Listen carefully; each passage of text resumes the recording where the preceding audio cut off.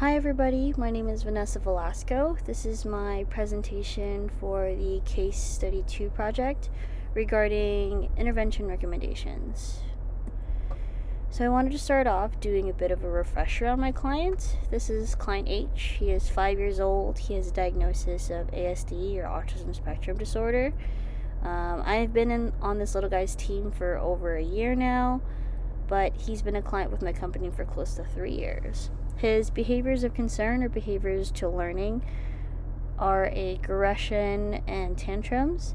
In terms of communication, he is very vocally verbal, but still presents deficits in language and communication. He's a silly guy that loves washers, dryers, big fans, and Donald Duck.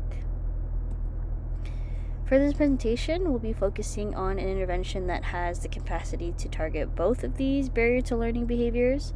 His behaviors in need of reduction are aggression and tantrums.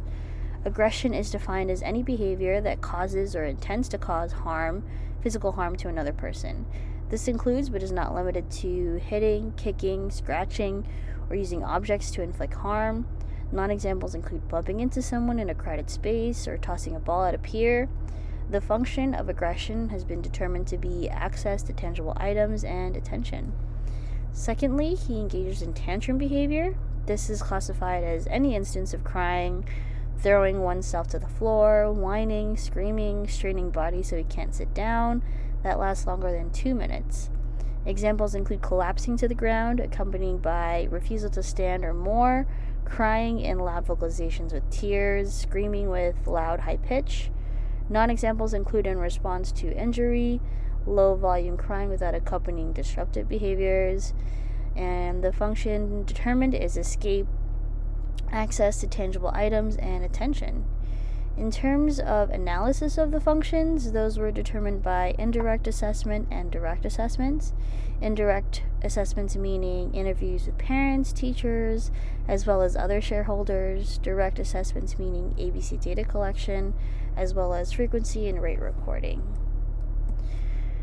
Functional communication training. What is it? In ABA, functional communication training, or FCT, is a widely used intervention designed to teach individuals appropriate communicative behaviors to replace the challenging ones. The core idea is to identify the function of a problematic behavior, functions meaning attention seeking, escape, access to tangible, sensory stimulation, and then in reverse, teach a more appropriate form of communication that serves the same function.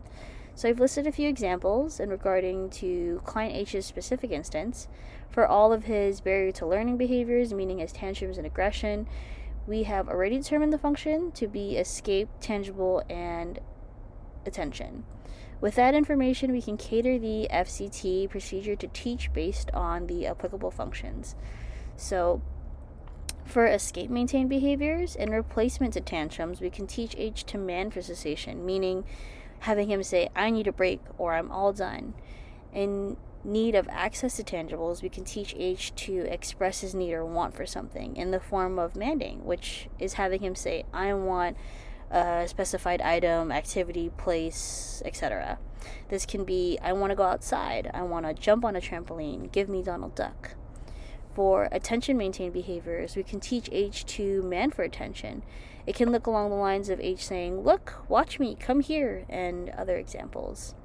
Essentially, implementing a DRA procedure when being reinforcing alternative behaviors that serve the same function as the undesired behaviors. So these modes of functional communication will serve as a means for H to still access the things he needs.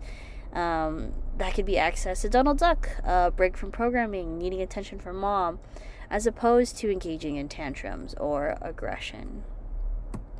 So there's different components to FCT, one being functional assessment. First, we have to determine the function of the barrier to learning behaviors. We have to conduct an assessment or assessments to determine the function or purpose of the challenging behavior. This involves collecting data, observing the individual, possibly interviewing caregivers or other shareholders, stakeholders. Why is our client engaging in these behaviors? What do they get out of the engagement? This can be a means through ABC data, formal FBA, interviews, and more. 2, selecting communication mode. What communication mode works best for your client? Choose an appropriate communicative behavior that the individual can use to achieve the same reinforcement as the challenging behavior. This could be through vocal language, sign language, picture exchange, use of an AAC device. For H, he has the capacity to use his vocal language.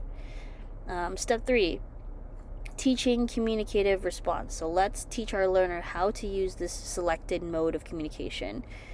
We can implement a training procedure to teach the individual the new mode of communication. This often involves modeling, prompting, and reinforcement. That goes to our next point, reinforcement. Reinforcement is this new mode of we have to reinforce this new mode of communication. We have to consistently reinforce this new behavior by providing the desired outcome. So whether that be attention, escape, tangible, the individual uses this new behavior appropriately. And then if H is in need of a break, he can I need a break, and then immediately reinforce. This, in true reinforcement nature, will result in the future increase in the frequency of the targeted behavior. So that means manding versus tantrum or aggression to get cookie, XYZ.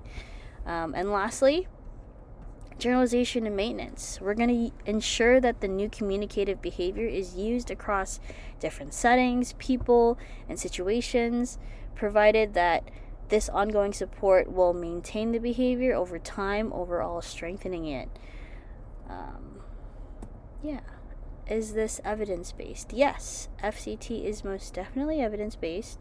I've referenced here a few studies and research articles outlining its impact and potency. Feel free to pause and take a look into deep diving into the research-based aspect of FCT, and it's not limited to these specific ones. I just happened to pick a few. BCBA task relevancy. So these are a few points. It's not limited to these specific ones, but I just wanted to highlight a few of these. So C-1, establish operational definition of behavior. Before we can go into the procedures of anything of the sort, we must have a clear operational definition for the behaviors that we're going to target. F-8, conduct a functional analysis of problem behavior. We must assess the function of a behavior to target for reduction. G-1, use positive and negative reinforcement procedures to strengthen behavior. Our goal is to strengthen that functional communication with positive or negative reinforcement. G-14, use reinforcement procedures to weaken behavior. In this case, it's DRA. G-15, use extinction, kindly of course, and with client assent. And H-6, collaborate with others who support and or provide services to clients. That way we can kind of work on the generalized component. And with that concludes my whole presentation. Thank you for taking the time to listen. Let me know if you have any additional questions about my presentation or anything of the sort. I've listed my email for reference. Feel free to shoot me an email or contact me. Thank you.